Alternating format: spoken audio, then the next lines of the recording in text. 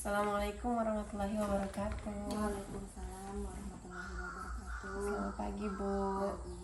Gimana kabarnya, Bu? Sehat? Alhamdulillah. Baik. Begini, Bu, ini kan saya ada tugas di dalam kegiatan CGP. Saya ini akan mengadakan wawancara dengan kepala sekolah. Apakah Ibu bersedia? Bersedia. Ya, ada waktunya, Bu, ya. Saya mohon maaf untuk menyita waktu Ibu. Di sini saya akan bertanya kepada Ibu tentang kasus-kasus di sekolah, gitu kan. Saya mulai saja, Bu, ya. Oke, untuk yang pertama, selama ini bagaimana Ibu bisa mengidentifikasi kasus-kasus yang merupakan dilema etika atau bujukan moral? Untuk kasus-kasus dilema etika itu yaitu adalah suatu kasus yang dua-duanya benar. Jadi untuk yang moral itu adalah kasus yang satu benar dan yang satu salah. Baik. Terus untuk selanjutnya yang kedua pertanyaannya adalah selama ini bagaimana Ibu menjalankan pengambilan keputusan di sekolah Ibu, terutama untuk kasus-kasus di mana dua-duanya kepentingan itu sama-sama benar atau sama-sama mengandung nilai kebajikan. Iya. Jadi dengan cara mengidentifikasi kasus tersebut kita memanggil dulu yang mempunyai kasus. Setelah itu kita tahu permasalahan seperti apa, maka kita carikan solusi yang terbaik bagi yang punya kasus atau yang lembaga. Mungkin seperti itu, Bu. Ya, untuk selanjutnya langkah-langkah atau prosedur seperti apa yang Ibu bisa lakukan selama ini yang biasanya Ibu lakukan? Langkah-langkahnya misalnya di suatu sekolah mempunyai kasus, maka kami berkolaborasi antara guru untuk memecahkan suatu masalah, karena tidak semerta-merta saya yang maksudnya kepala sekolah yang mempunyai yang memberi keputusan itu belum tentu diterima oleh yang mempunyai kasus. Maka kami berkolaborasi, bermusyawarah dengan guru-guru yang lain untuk memecahkan suatu kasus tersebut. Ya, untuk pertanyaan selanjutnya, hal apa saja yang selama ini Ibu anggap efektif dalam pengambilan keputusan pada kasus-kasus dilema etika? Hal-hal yang perlu ini ya, kami tetap bermusyawarah dan berkolaborasi bersama guru dan juga bersama orang tua wali murid. Jika di suatu kasus akan melibatkan orang tua wali murid, maka kita akan meminta bantuan kepada orang tua wali murid untuk memecahkan masalah. Tapi jika kami pihak sekolah dan dewan guru yang bisa memecahkan masalah atau kasus itu, maka kami tidak melibatkan orang tua. Mungkin seperti itu, Bu. Ya. Selanjutnya, menurut Ibu apa saja yang merupakan tantangan dalam pengambilan keputusan pada kasus-kasus dilema etika? Ya, jadi tantangan terberat bagi saya kepala sekolah yaitu jika ada seorang pendidik yang mempunyai kasus di sekolah kita sendiri, itu yang sangat berat. Jika memang kasus itu terlalu berat dan akan dibawa ke jalur hukum, saya merasa kasihan juga. Tapi jika permasalahan ini tidak dibawa ke jalur hukum, maka akan merembet dengan tenaga pendidik yang lain. Jadi kita cari solusi yang terbaik lah untuk memecahkan suatu masalah ini bersama-sama. Mungkin seperti itu. Ya, untuk selanjutnya itu apakah Ibu memiliki tata cara atau jadwal tertentu untuk sebuah penyelesaian kasus dilema etika? Apakah Ibu langsung menyelesaikan di tempat atau memiliki sebuah jadwal untuk menyelesaikan atau prosedur seperti apa yang Ibu jalankan? Untuk jadwal itu tidak ada. Jadi setiap ada kasus, kami secepat mungkin akan menyelesaikan masalah tersebut. Jadi tidak ditunda-tunda. Pada saat itu ada masalah, maka akan diselesaikan di hari itu juga. Jadi lebih cepat, lebih baik bagi yang mempunyai kasus dan lembaga. Jadi diselesaikan pada hari itu juga. Ya, untuk selanjutnya yaitu adakah seseorang atau faktor-faktor apa saja yang selama ini mempermudah atau membantu Ibu dalam pengambilan keputusan pada kasus-kasus dilema etika? Ada, contohnya kita bermusyawarah bersama Dewan Guru untuk memecahkan suatu masalah, dan juga bisa bekerja sama oleh orang tua wali murid jika permasalahan itu mengenai tentang murid yang ada di sekolah. Tapi jika tidak ada, maka kami dan Dewan Guru yang akan bermusyawarah untuk memecahkan masalah atau kasus-kasus tersebut yang ada di sekolah. Untuk selanjutnya itu dari semua hal yang telah disampaikan, pembelajaran apa yang dapat Ibu petik dari pengalaman pengambilan keputusan dilema etika ini? Jadi pengalaman saya masalah dilema etika ini adalah, namanya manusia pastinya punya salah. Jadi sebaik-baiknya manusia kalau mempunyai salah, kita harusnya mengakui kesalahan itu dan tidak akan mengulangi kembali masalah, maksudnya kasus yang kita perbuat, dan akan kita, maksudnya ya kita akan memperbaikinya untuk jangka panjang, seperti itu. Baik Ibu, selesai sudah kegiatan wawancara kita ini. Terima kasih atas waktunya. Semoga hasil dari ini akan menambah ilmu dan pengetahuan bagi saya untuk kedepannya. Terima kasih atas waktunya. Bisa kita akhiri Bu ya.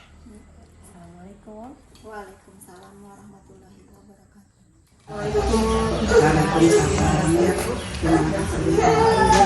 gimana kabarnya? Gini Bu, kami ini kan saya ada tugas untuk kegiatan wawancara kepala sekolah. Jadi apakah Ibu ada waktu? Tidak apa-apa. Apa yang bisa saya bantu, saya silakan. Untuk pertanyaan yang pertama yaitu, selama ini bagaimana Ibu mengidentifikasi kasus-kasus yang merupakan dilema etika atau bujukan moral? Kalau yang kaitannya sama dilema etika itu sebenarnya kita bisa mengidentifikasi atau mengenali berdasarkan gejala-gejalanya. Dari gejala itu nanti bisa kita gali sebenarnya apa.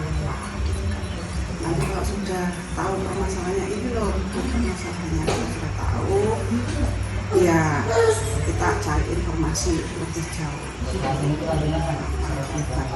Terus seterusnya. Terus untuk yang kedua, selama ini bagaimana Ibu menjalankan pengambilan keputusan di sekolah Ibu, terutama untuk kasus-kasus di mana ada dua kepentingan yang sama-sama benar atau sama-sama mengandung nilai kebajikan? Kalau selama ini yang sudah saya jalankan itu lebih pada pendekatan musyawarah aja sih yang saya pilih sebagai alternatif untuk menyelesaikan permasalahannya. Nah di sini kita kalau sudah tahu permasalahannya apa, kita gali penyebabnya itu apa. Karena tadi ada dua belah pihak yang berbenturan, ya mungkin kepentingan, keduanya merasa sama-sama benar, atau mungkin permasalahannya memang sama-sama benar, hanya saja sudut pandangnya yang berbeda, dipandang dari sisi A, yang satunya melihatnya dari sisi B, begitu ya. Sehingga mereka merasa ada perbedaan, tapi mereka merasa sama-sama benar.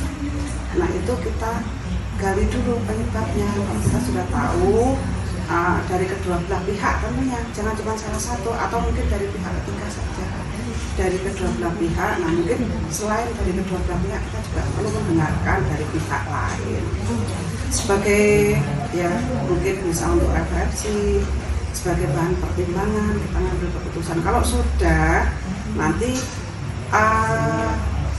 kedua belah pihak sudah kita gali informasinya, kita pertemukan. Tadinya kan secara terpisah dulu. Kita pertemukan, kita duduk bersama. Nah mungkin saya bisa setelah menggali informasi itu bisa melihat sisi-sisi perbedaan yang semestinya mungkin bisa sama-sama dipahami. Jadi di situ saya masuk untuk memberikan pengarahan dan pandangan-pandangan, meluruskan karena memang dasar pertimbangan atau mungkin pandangan mereka yang berbeda sisinya, sehingga ada celah untuk titik temu untuk kedua pihak yang bisa saling menerima. Itu yang selama ini saya lakukan. Kemudian mencoba untuk mencari jalan tengahnya, menyampaikan pada kedua belah pihak untuk bisa sama-sama dijalankan, saling menerima. Mungkin kita itu perlu untuk saling melengkapi ya. Kalaupun ada perbedaan itu tidak untuk dipisah, tapi kita untuk bisa dipahami. Langkah-langkah atau prosedur seperti apa yang biasanya Ibu lakukan? Tadi ini sudah ini. Nah, itu sudah saya jelaskan tadi. Nah, itu satu paket berarti ya. Paket. Ya, begitulah kira-kira langkah-langkahnya seperti pakaian. Terus selanjutnya hal-hal apa saja yang selama ini Ibu anggap efektif dalam pengambilan keputusan pada kasus-kasus dalam Dilema Etika?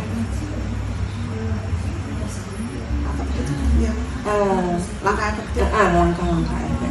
Ya, hal apa saja yang dianggap efektif dalam pengambilan keputusan? Ya, langkah-langkah yang paling efektif itu ya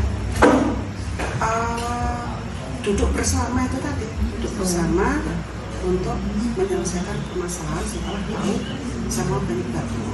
Jadi dengan demikian itu saya merasa bahwa semua itu didengar gitu, semuanya didengar. Dan apa yang dihasilkan nanti sebagai bentuk penyelesaiannya yang dimusyawarahkan itu nanti juga dilakukan untuk semuanya gitu. Jadi tidak terkesan memihak salah satu saja. Nah, tujuan kita memang untuk kebersamaan. Selanjutnya menurut Ibu hal-hal apa saja yang selama ini merupakan tantangan di dalam pengambilan keputusan pada dilema etika? Kasus-kasusnya Kita ini yang menjadi tantangan, dan saya rasa nggak cuma di sini, di banyak tempat kita itu ada perbedaan karakter. Ya kita ini kan nggak ada yang sama ya. Perbedaan karakter, kemudian tingkat pengendalian diri yang berbeda-beda, sudut pandang yang berbeda-beda, tadi yang bisa juga menjadi pemicu permasalahan ini. Nah, itu tantangan-tantangan kita bagaimana bisa yang tadinya persepsinya berbeda-beda kita satukan. Lalu selanjutnya apakah Ibu memiliki tata kala atau jadwal tertentu untuk sebuah penyelesaian kasus di dalam dilema etika? Apakah Ibu langsung menyelesaikan di tempat atau memiliki sebuah jadwal untuk menyelesaikannya? Bentuk atau prosedur seperti apa yang Ibu jalankan?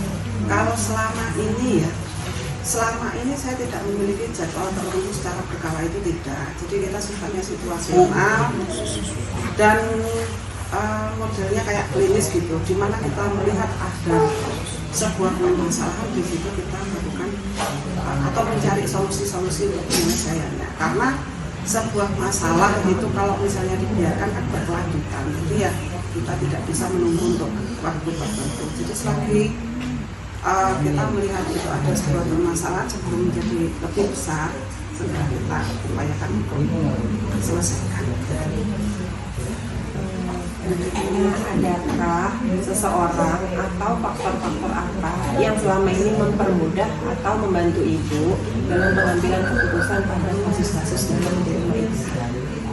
Ya, alhamdulillah di sini saya lihat kalau untuk lingkungan sekolah sendiri, teman-teman guru-guru ini banyak yang muda dan mereka punya sikap kooperatif yang cukup baik.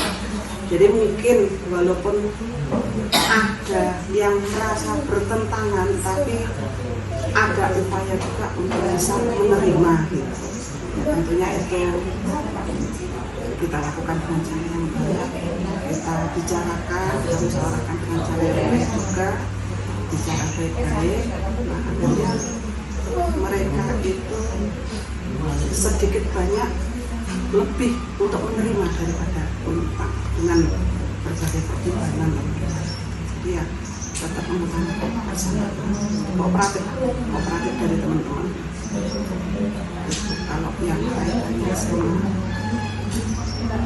pihak luar, ya alhamdulillah selama ini belum ada yang menyolok gitu atau mungkin sesuatu yang berarti dengan masalahnya. Alhamdulillah. Untuk selanjutnya dari semua yang tadi disampaikan, pembelajaran apa yang Ibu dapat dari pengalaman tersebut dapat Ibu petik untuk mengambil keputusan? Apabila kita menemui sebuah permasalahan, ternyata pengendalian diri itu penting, bersabar itu juga penting, kemudian duduk bersama, pendekatan musyawarah itu jauh lebih efektif dibanding hanya pendekatan perorangan ke kelompok. Jadi bersama-sama itu finalnya, akhirnya itu bersama-sama supaya bisa diterima oleh kedua belah pihak. Alhamdulillah kegiatan kita udah selesai, Bu. Terima kasih atas waktunya. Sudah cukup. Iya, sudah.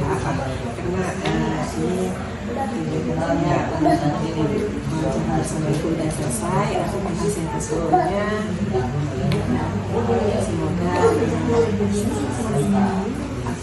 dari kegiatan ini saya bisa belajar banyak dari Ibu. Terima kasih. Ya, sama-sama. Ya, selamat Ibu. Mudah-mudahan sukses selalu. Assalamualaikum warahmatullahi wabarakatuh.